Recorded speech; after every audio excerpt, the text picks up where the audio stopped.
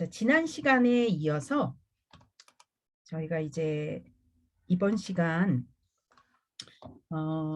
행복한 삶이란 과연 어떤 삶이고, 그리고 그 행복한 삶을 위해서 우리가 꼭 염두해야 될 사고방식에 대한 부분을 오늘 잠시 다루고자 합니다.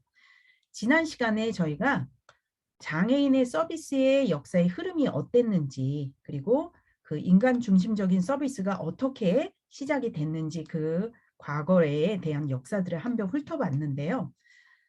지난 시간에도 잠시 언급해 드린 바 있긴 한데요.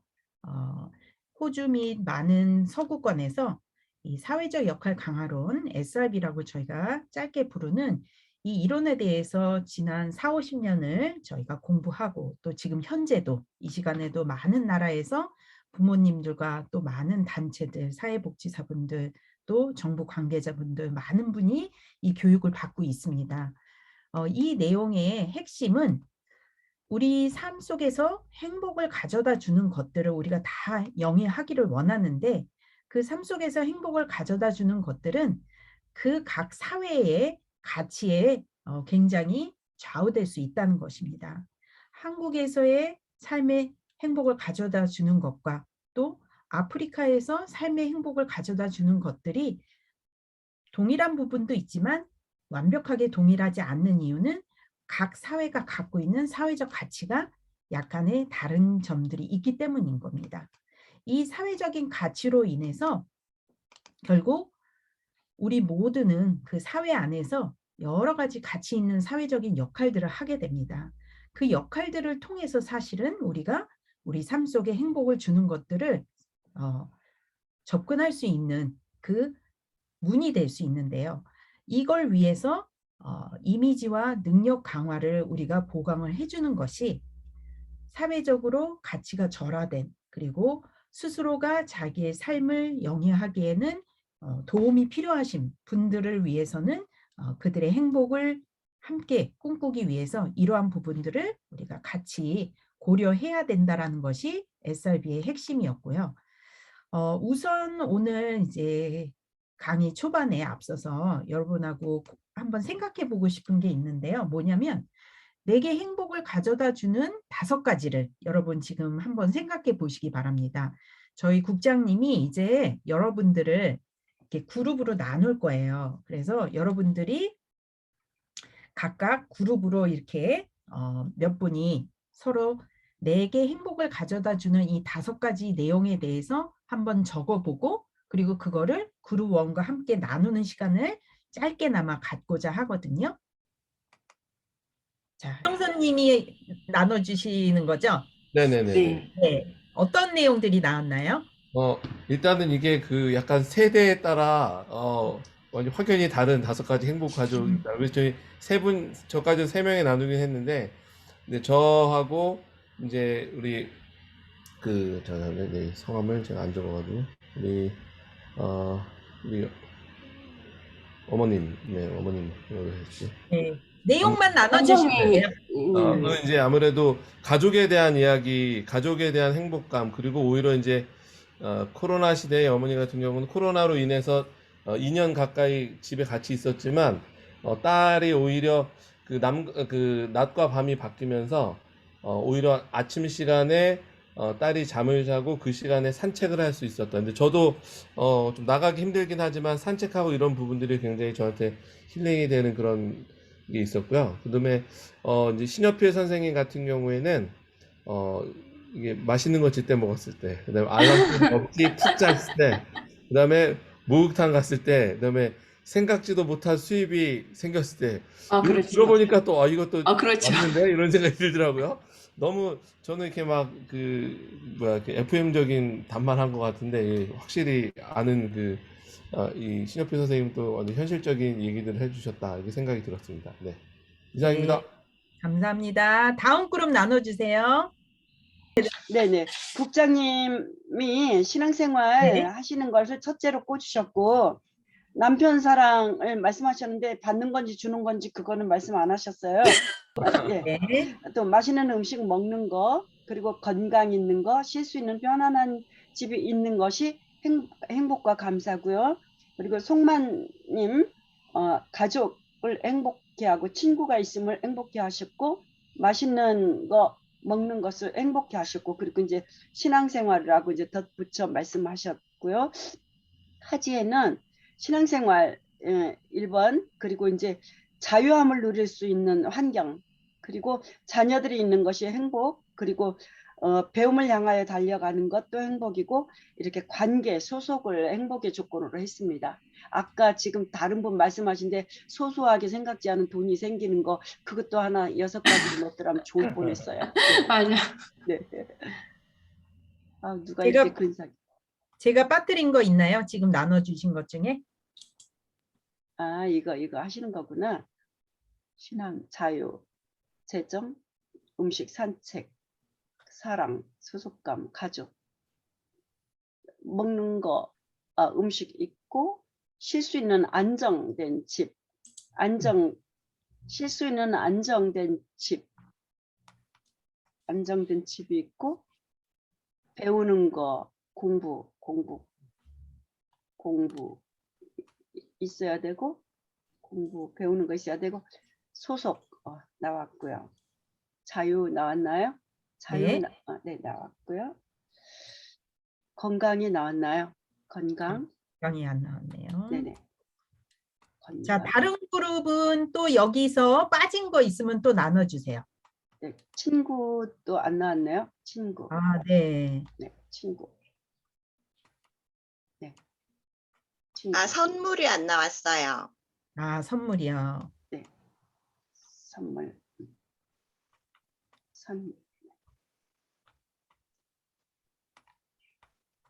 또 다른 그룹은 여기서 빠진 것도 나눠주세요.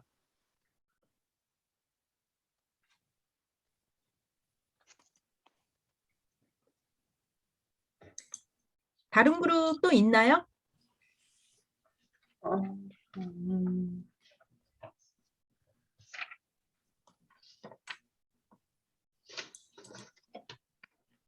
이현주 간사님,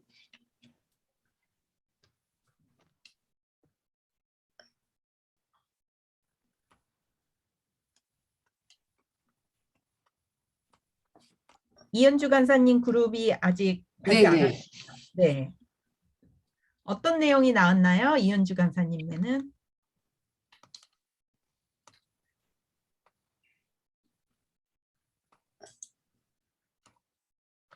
오늘 마이크가 안 된대요. 네, 그러면 그 채창에다가 적어 주시겠어요? 이현주 간사님? 그럼 저희가 읽어 드릴게요.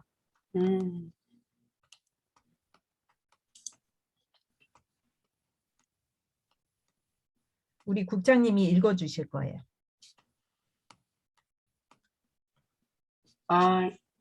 예수님 만난 것, 네, 신앙, 네, 가족, 가족, 맛있는 음식, 맛있는 음식, 뜻밖의 선물, 선물,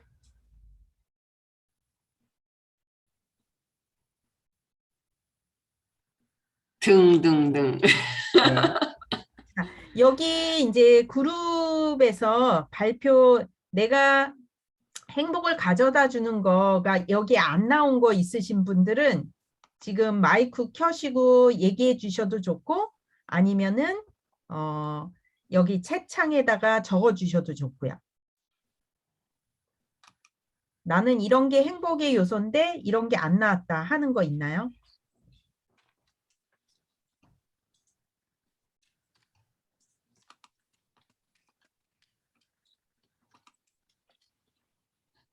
거의 다 나온 것 같죠? 네. 네. 네. 아름다운 자연. 예. 자연을 또 얘기하신 분이 계시고요. 자, 여러분 이거 보시면서 지금 행복을 가져다 주는 요소들에 대해서 저희가 이렇게 한번 같이 살펴봤잖아요. 이거 보시면서 뭐가 느껴지셨어요? 어떤 걸 발견하시게 되나요? 비슷해요. 네. 지금 모든 그룹이 연령의 차이는 있을 수 있어요. 그리고 또 약간의 차이는 있을 수 있지만 공통적인 거는 뭐냐면 행복을 가져다 주는 요소는 다 비슷하다는 거예요. 근데 이거를 다른 나라에 가서 하더라도 별로 차이가 없어요.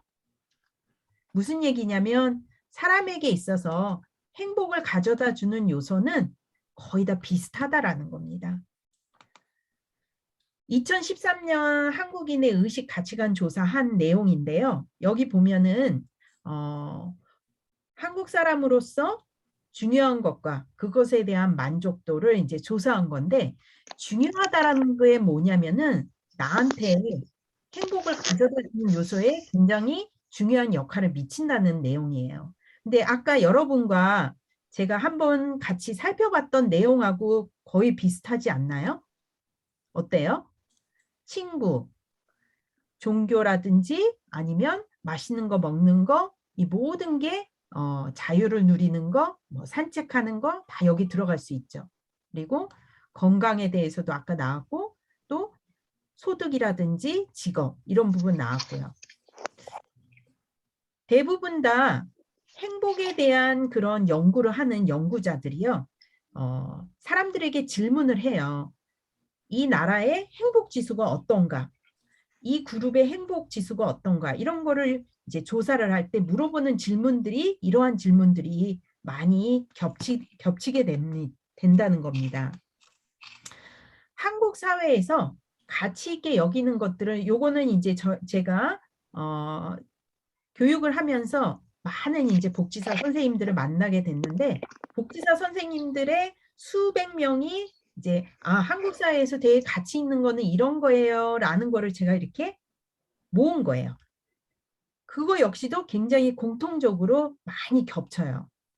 여러분도 이렇게 보시면은 저런 게 나한테도 중요한 거지, 내가 살고 있는 우리 지역 공동체에서도 중요한 거지, 이렇게 동의하는 부분도 많이 보이실 거예요.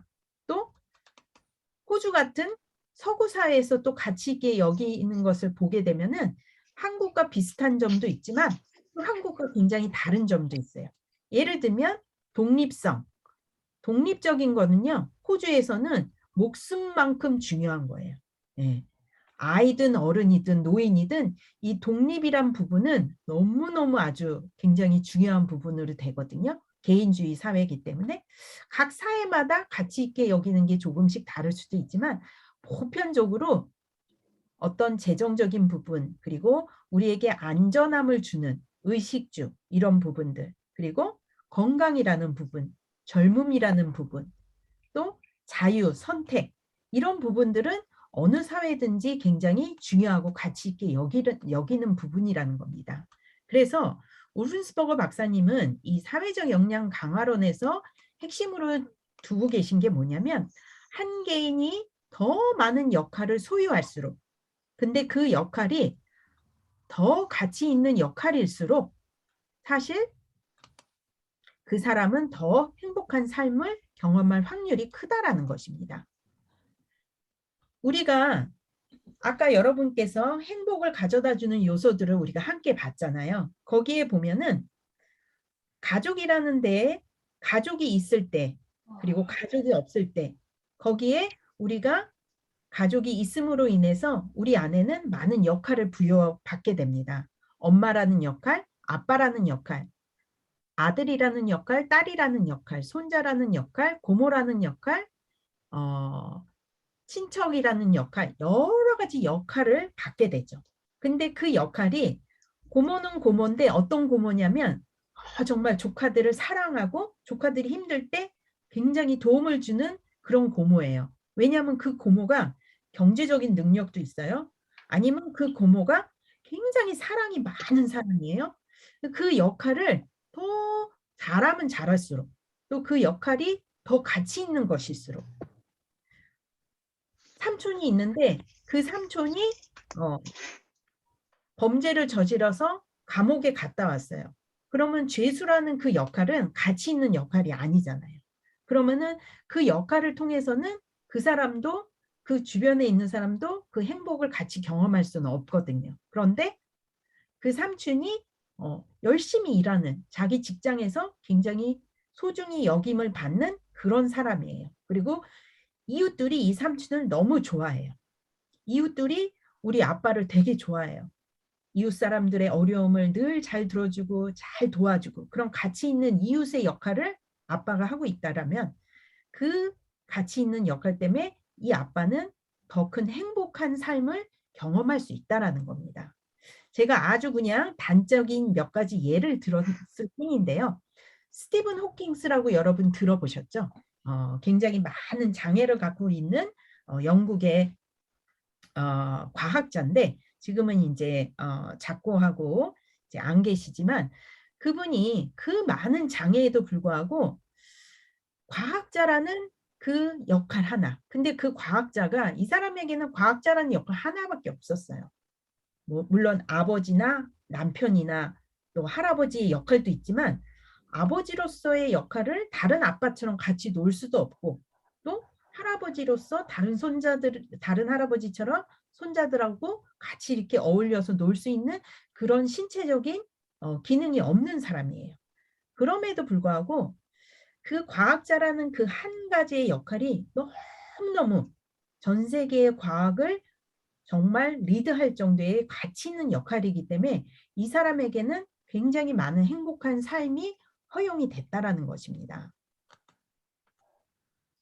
사회적 역할 강화론의 그 정의를 잠시 전에 여러분께 설명드린 것을 통해서 어떻게 저희가 정의를 내리냐면 가치 있는 사회적인 역할을 추구함으로써 우리는 삶의 행복을 주는 것들을 추구할 수 있다.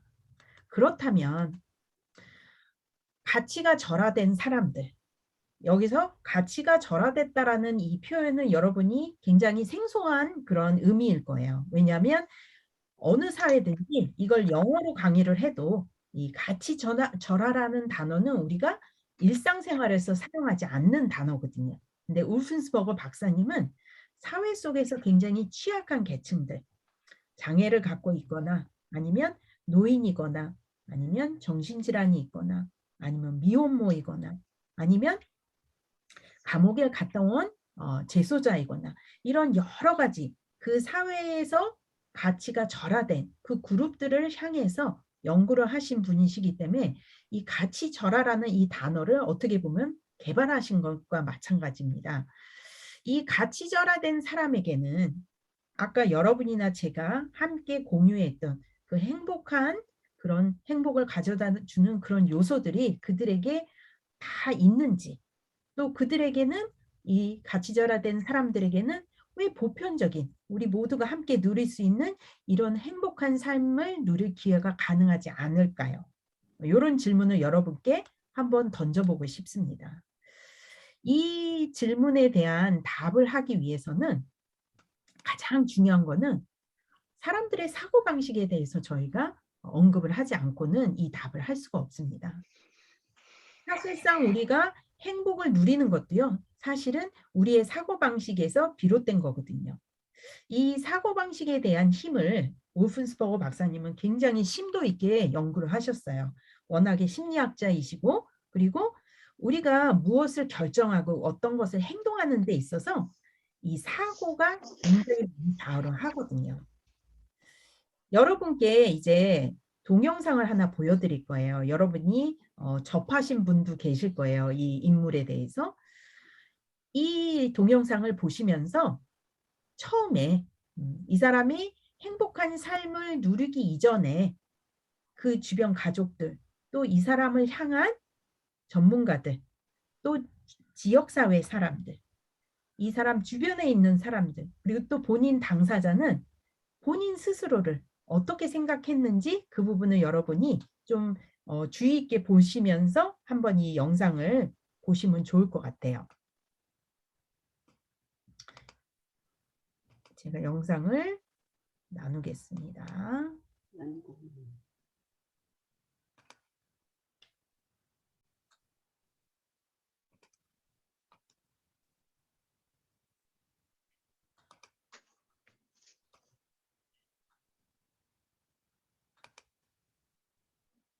When I was 8 years old, I did want to end my life. Just felt hopeless, broken, alone. I was scared. I was scared. I was broken, weak.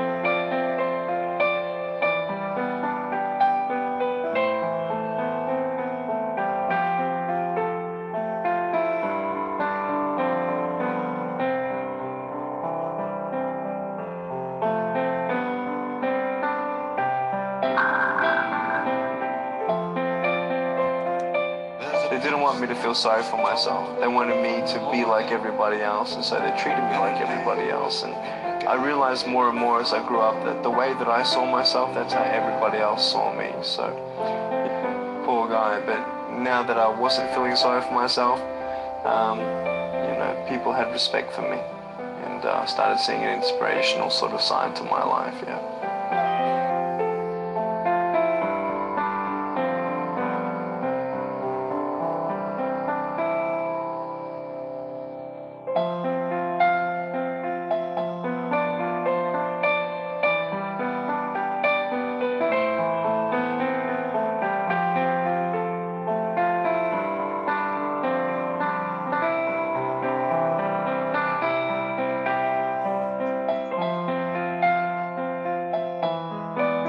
But I tell you, there are some times in life where you fall down and you feel like you don't have the strength to get back up. But if I fail, I try again and again and again. But I just want you to know that it's not the end. You see, I will try 100 times to get up, and if I fail 100 times,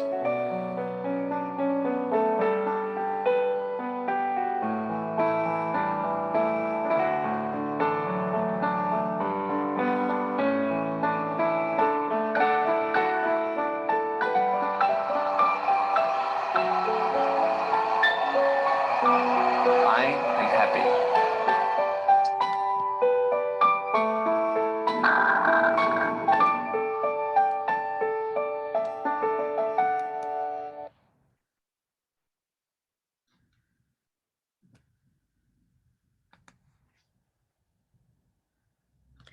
아마 여러분이 이제 이분에 대한 이야기를 아시는 분도 계실 수 있으실 텐데요.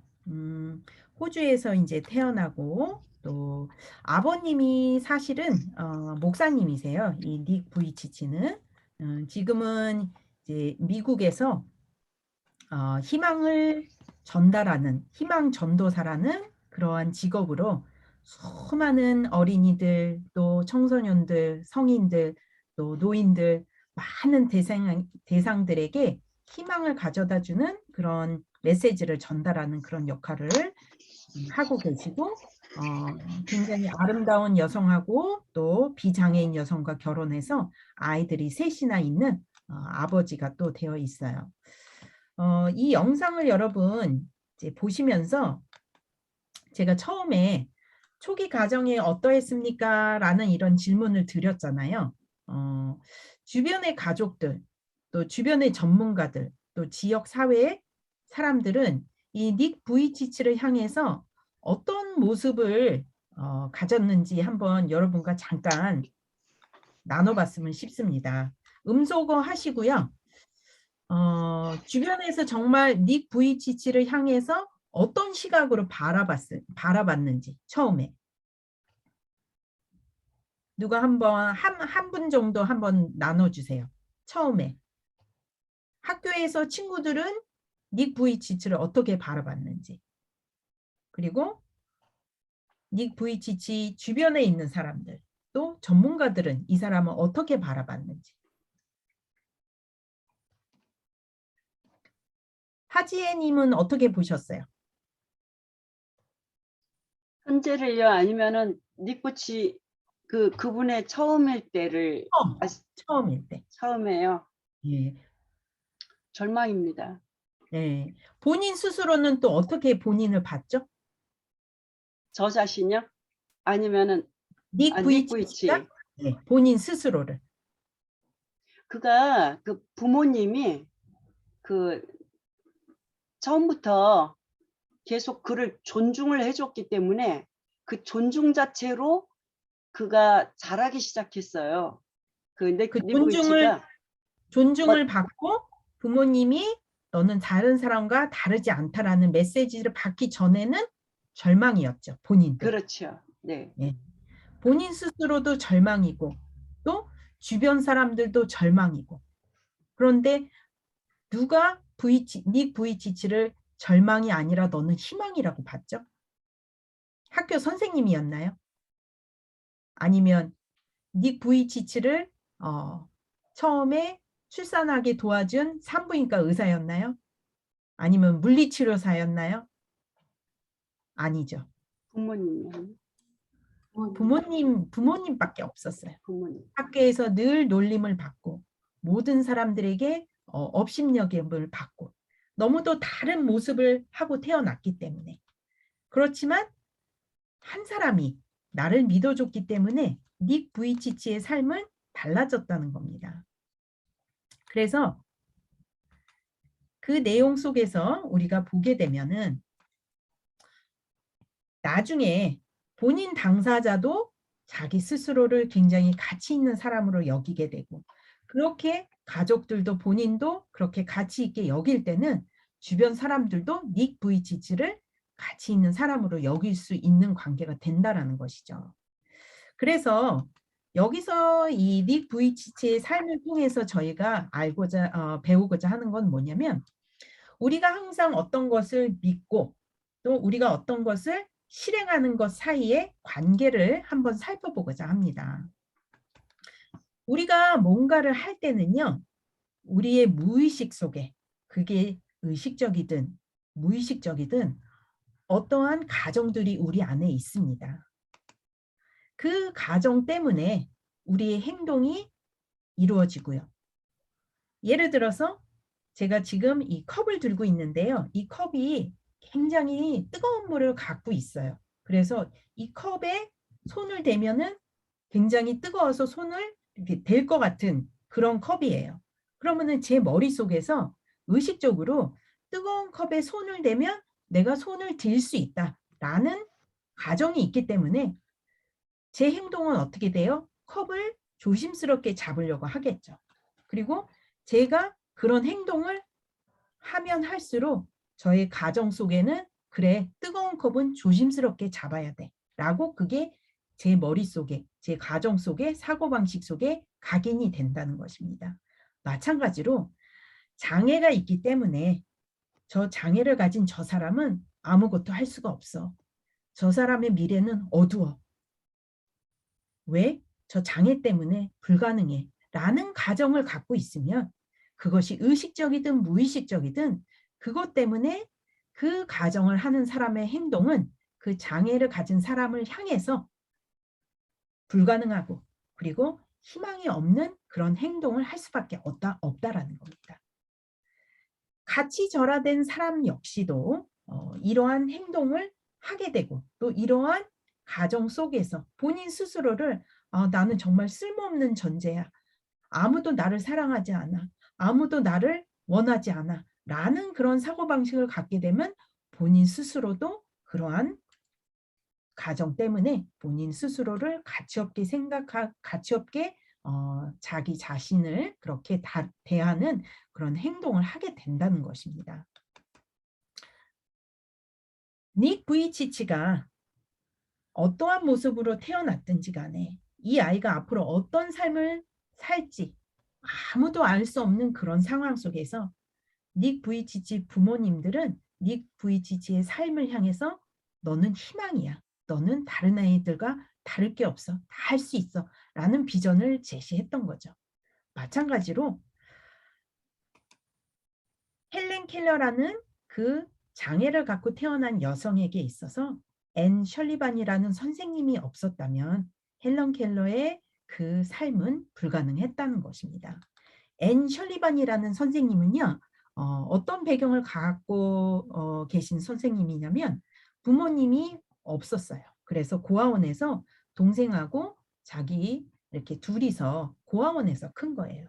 그래서 예전에는 부모가 없고 그리고 삶이 어려웠을 때는 이런 아이들을 교육을 시켜서 굉장히 부유한 가정의 교사로, 가정교사로 이렇게 보내는, 그래서 이 아이들이 미래에 스스로 독립할 수 있는 그런 교육들을 많이 하고 또 그런 준비들을 시켰는데 앤 셜리반 역시도 그 고아원에서 자기가 이제 성인이 돼서 나갈 수 있는 방법은 가정교사로 가는 거였거든요. 그래서 이 앤 셜리반이 자기 스스로가 사회에 같이 절하된 그 경험을 했고 사회적으로 같이 절하된 그 삶의 그 비참함을 느꼈기 때문에 앤 셜리반은 열심히 공부를 했어요.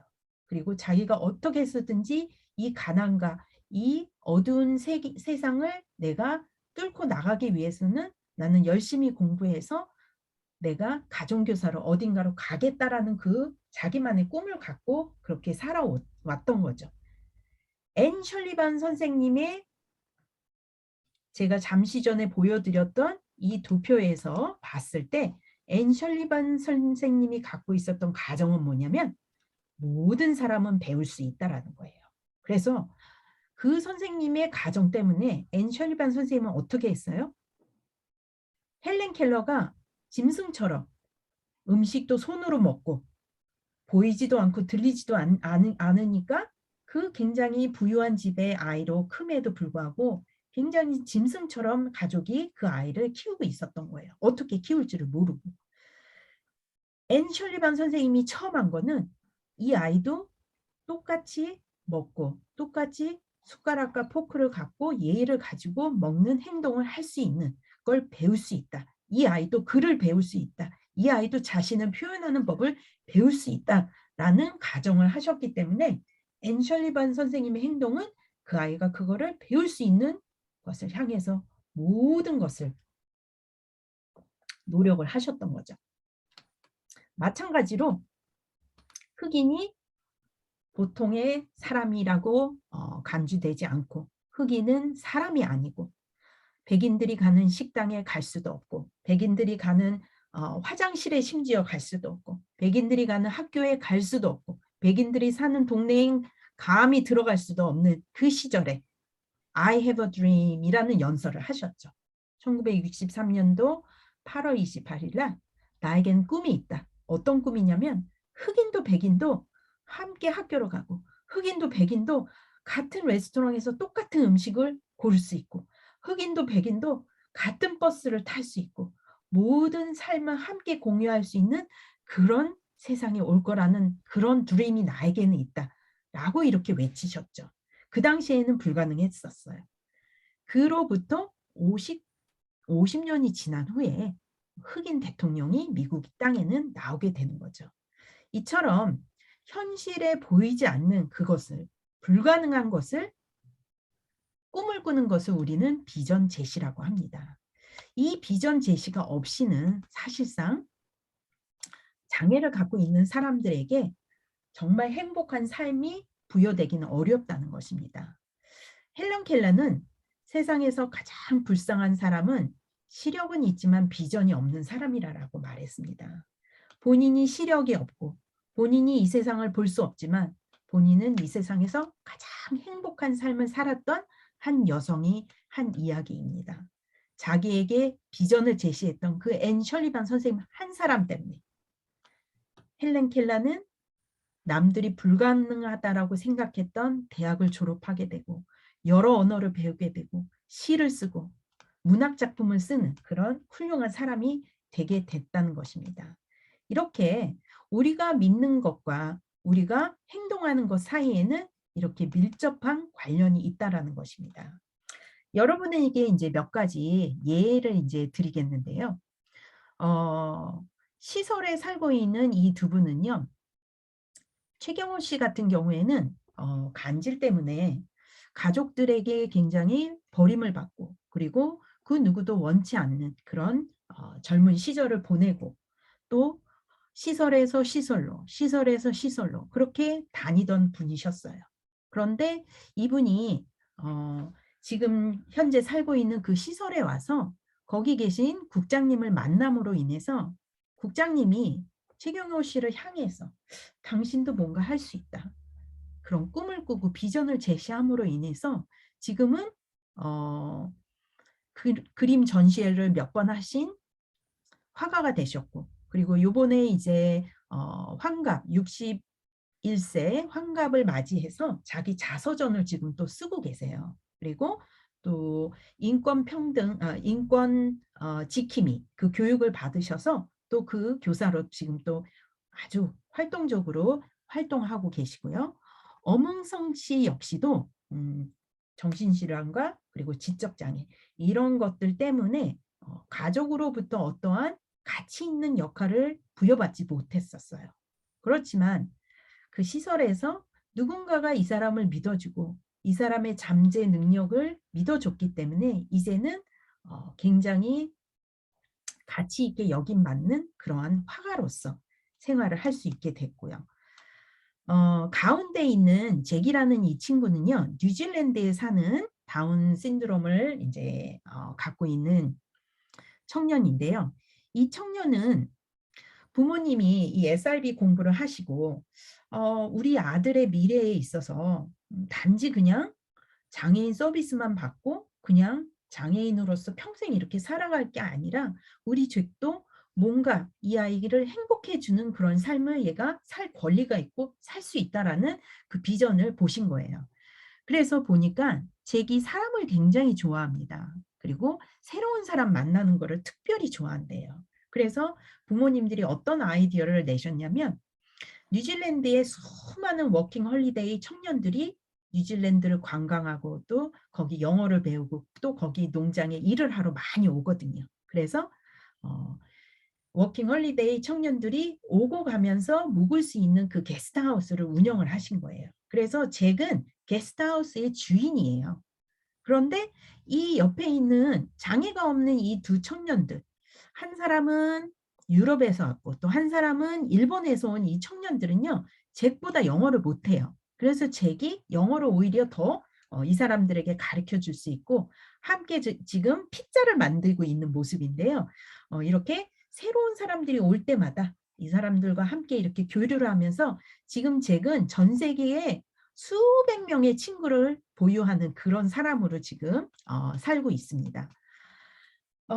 이 친구는요, 어린 시절부터 공격성 행동 장애 그리고 아주 공격적인 이런 그 문제 때문에 모든 서비스 기관이 다 거부하던 그런 아이였어요. 그런 아이를 한 분이, 한 사회복지사 선생님이, 한 서포트워커가 아니다. 이 아이에게도 뭔가 재능이 있을 것이다. 이 아이가 좋아하는 게 무엇일까? 그것을 찾아가고 그 사고방식 때문에 그 꿈을 잃지 않았기 때문에 결국 이 친구는 굉장히 추상화적인 마치 피카소와 같은 그런 그림을 그리는 그런 잠재력을 누군가가 발견을 하게 됩니다. 그래서 지금은 사실상 본인의 작품을 판매하고 그리고 많은 추상화를 그리는 화가들 속에 굉장히 추앙받는 그런 화가가 됐어요. 이 친구 같은 경우는 그룹홈에서도 다 거부했었어요. 너무너무 공격적인 행동이 심해서. 그런데 자기 꿈이 생기고 그리고 자기가 가치 있는 사람으로 대우를 받기 시작하니까 그런 행동들도 이제는 없어진 거예요. 제가 굉장히 존경하는 우리 장정자 씨인데요. 남해에 살고 있는 이 장정자 씨는요, 뇌병변으로 어린 시절부터 어렸을 때는 부모님들이 동네에 나오지 못하게 집 안에 늘 그냥 거기에 갇혀 살았고, 그리고 부모님이 돌아가신 후로는 오빠랑 새언니랑 살았는데 너무 이제 새언니한테 자기가 짐이 되고 너무 이제 눈치가 보이니까 본인 스스로 35살의 나이에 나 시설로 보내주세요 해가지고 시설로 오시게 됐어요. 시설에서 또 시설로, 시설에서 또 시설로 그렇게 옮겨 다니시다가 지금 이제 이 장정자 씨 뒤에 있는 남해 소망의 집에 있는 우리 김종국 국장님, 이 소망의 집에 와서 국장님이 정자 씨에게 정자 씨는 뭐 하고 싶어요? 정자 씨는 혹시 하고 싶은 게 없어요? 라고 물어봐 준 거예요. 아무도 정자 씨에게 그걸 물어봐 준 사람이 없었어요. 그런데 정자 씨는 한 번도 학교를 다녀본 적이 없어요. 그래서 국장님, 나보다 어린 애들도 다 글을 읽을 줄 아는데 나만 여기 소망의 집에서 글을 못 읽어요. 나도 글을 읽고 싶어요. 나도 한글을 가르쳐 주세요. 해서 42살의 나이에 최초로 학교를 다니게 됩니다. 남해 같은 시골에는요, 이동교사가 있어요. 그래서 국장님이 수소문을 해서 이동교사를 시설로 부릅니다. 그래서 시설에서 초등학교 1학년 교과서를 떼고 초등학교 2학년 교과서를 떼고 그렇게 해서 초등학교 과정을 마치고 국장님 나 중학교도 가고 싶어요. 중학교도 마치고 지금 고등학교까지 마치셨어요. 그리고 이제 대학도 가시려고 하세요. 그런데 글을 익힌 다음에 국장님이 그러셨어요. 자, 정자 씨 이제 글을 다 읽고 쓸 줄 아는데 이 글을 읽고 쓸 수 있는 걸 갖고 뭘 하고 싶냐고. 정자 씨가 한 글자를 쓰기까지는요. 거의 1분 이상이 걸려요. 예.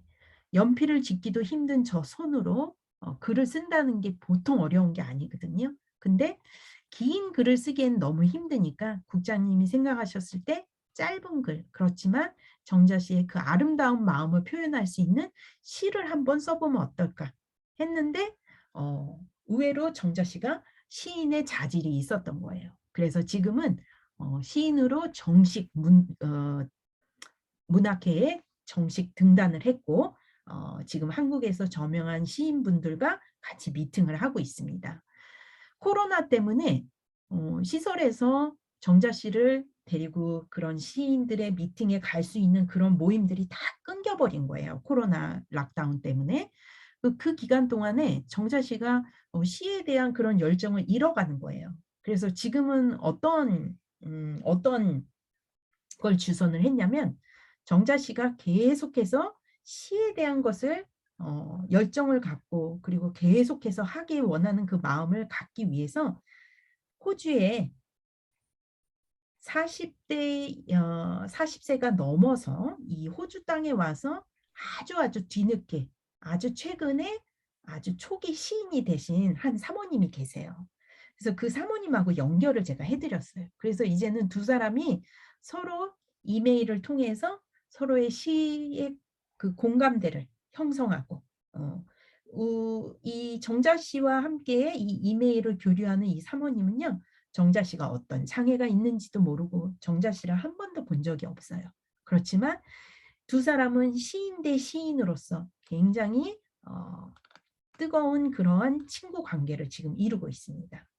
제가 일하고 있는 여기 호주 시드니 웨스트미드 병원의 청소년과 저희 팀인데요.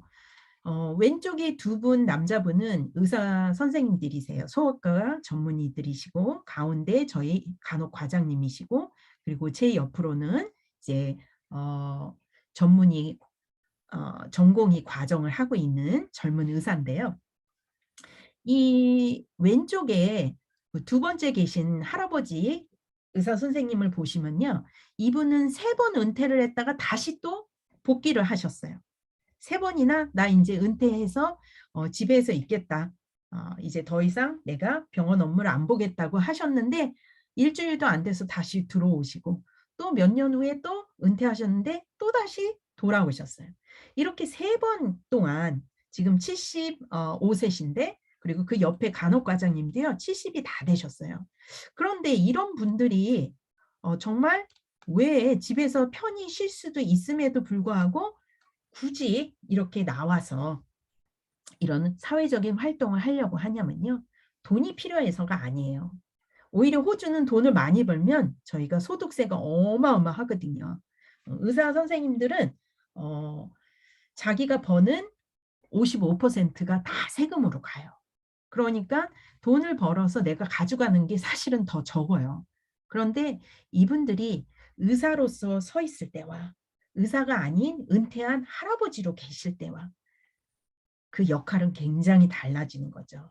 그래서 심지어 이렇게 가치 있는 역할을 평생도록 한 사람도 그 가치 있는 역할을 될 수 있으면 더 계속해서 보유하려고 애를 쓴다는 것입니다.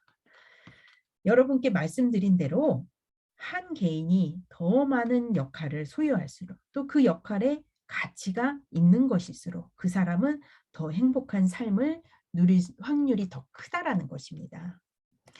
이 내용을 통해서 오늘 제가 여러분께 강조를 해드리고자 하는 내용은요.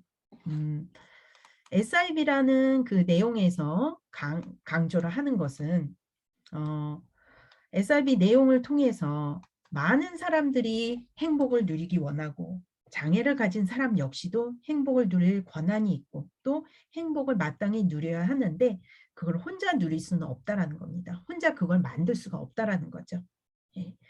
그걸 위해서 가장 첫 번째로 우리가 해야 될 사항은 그 한 당사자를 향해서 앤 셜리반 선생님처럼 또 닉 부이치치 아버님처럼 그리고 마르틴 루터 킹이 가졌던 그 비전처럼 그 한 사람을 향해서 누군가가 비전을 먼저 제시하는 그것이 굉장히 중요하다라는 것을 오늘 여러분께 거듭 강조드리고 비전을 제시하는 데 있어서는요. 아, 저 사람 저게 될 것 같아 라고 해서 비전을 제시하는 게 아니에요. 불가능한데? 그게 어떻게 가능해? 말도 안 돼. 그건 있을 수 없는 일이야. 라고 하는 그 상황에서 아니야. 그래도 꿈꿀 수 있어. 여러분, 꿈이라는 건요. 이루어지기 위해서 꿈을 꾸는 게 아니에요. 물론 꿈은 꿀수록 이루어진다라는 그런 표현도 있지만 꿈이라는 거는 이루어지지 않아도 돼요. 꿈을 꼭 이루기 위해서 꿈을 꾸는 게 아니라 그 꿈을 꾸는 동안에 그 꿈을 향해서 우리는 뭔가를 해나가고 있고 그 꿈을 향해서 우리가 앞으로 나아가면서 우리는 점점 더 행복으로 가까이 다가가기 때문에 꿈을 꾸는 그 자체는 굉장히 중요하다는 것입니다. 그래서 오늘 강의에서 여러분이 다 잊어버리시더라도 행복한 삶이라는 거는 전 세계 어딜 가나 굉장히 보편적인 그런 요소를 가지고 우리가 행복을 누릴 수 있다는 거. 그리고 그 행복을 위해서 가장 첫 번째 조건이 누군가가 그 행복의 요소가 보이지 않는 그 사람일지라도 누군가가 비전을 제시하고 꿈을 갖기 시작해야 한다는 것입니다. 닉 부이치치 아버님이 꿈을 가졌기 때문에 그 꿈을 결국은 닉이 성장해서 아버지의 꿈을 같이 공유를 하고 자기의 꿈으로 전환할 수 있는 거죠. 김연아 어머니가 이 아이가 스케이트에 자질이 있으니까 이 아이를 스케이트 선수로 피겨 스케이트 선수로 내가 지원하겠다라고 먼저 꿈을 꿨지 김연아가 어린 아이가 엄마 나 스케이트 선수 만들어줘라고 안 했거든요. 근데 그걸 처음 제시한 거는 동네에서 이 아이를 스케이트를 배우던 그 선생님이 코치가 보고 어머님 이 아이는 분명히 재능이 있습니다. 한번 키워보십시오. 근데 김연아 어머님이 우리는 경제적으로 안 돼요. 아우 얘가 뭐 그런 걸 어떻게 해요. 이러면은 대한민국의 김연아는 없겠죠. 예. 많은 여러분이 영웅으로 알고 있는 그 스토리들이요. 다 그렇게 해서 만들어진 겁니다. 예. 에디슨도 자폐 때문에 가는 학교마다 어떤 학교에 가서는 1시간 만에 퇴학당했어요. 에디슨을 향해서 수많은 선생님들이 이 아이는 가르칠 수 없는 아이, 얘는 배움을 가질 수 없는 아이라고 정의를 내렸어요. 수많은 선생님들이. 그런데 단 한 사람, 에디슨을 믿어줬던 것은 어머님이셨어요. 너는 특별하다. 하나님이 너를 특별하게 만드셨다. 그래서 엄마 옆에서 부엌에서 달걀을 품고 자기가 닭이 계란을 부화시키는 걸 보면서 자기가 계란을 품고 엄마 옆에서 주전자 뚜껑이 툭툭툭툭툭툭 흔들리는 걸 보면서 증기기관차를 만들고 전기를 만들고 그렇게 그 믿어주는 그 사람 옆에서 그 위대한 발명품이 나온 겁니다. 여러분이 지원하고 또 여러분과 함께 생활하는 그 장애를 갖고 있는 가족 멤버들을 향해서 여러분 오늘 또 그런 꿈, 또 그런 비전 제시를 하시는 한 분 한 분 되시기를 바라고요. 유튜브에 들어가셔서 김희진 컨설팅 룸하고 비전 세우기를 치시면요. 제 유튜브는 거의 아무도 안 보세요. 별로 재미가 없어서. 그래서 이제 김희진 컨설팅 룸만 치시면 잘 안 떠요. 운동선수 김희진만 뜨더라고요. 근데 이제 비전 세우기, 예, 그렇게 같이 치시면은 제가 올려놓은 유튜브 강의를 이제 이 비전 세우기에 대한 부분을 좀 더 여러분이 심층적으로 보실 수 있게 되고요. 그 내용을 여러분 꼭 보시도록 제가 숙제를 내드리고 오늘 강의는 여기서 마치겠습니다.